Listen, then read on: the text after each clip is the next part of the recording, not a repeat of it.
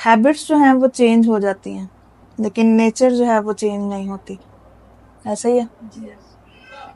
एक स्टोरी सुनाती हूँ, उससे आपको क्लियर हो जाएगा। एक बंदा था और वो पानी में एक बिच्छू गिर गया। तो बंदा जो है वो बिच्छू को जब भी बाहर निकालता है तो बिच्छू जो है वो उसके हाथ पे डंग मार देता है। तो किसी दूसरा बंदे ने उसको बहुत दफा ऑब्जर्व किया कि आप जब भी इसको बाहर निकालते हो या आपको डंग मारते हो तो आप क्यों इसको हर दफा बाहर निकालते हो, आपको क्या फायदा है? तो उसने बोला, उस बंदे ने बोला उस दूसरे बंदे को कि ये इसकी नेचर है डंग मारना, और नेकी करना जो है वो मेरी नेचर है। मतलब बिच्छू की ये नेचर कभी भी चेंज नहीं हो सकती डंग मारने वाली, क्योंकि वो उसकी नेचर है, वो उसकी हैबिट नहीं है।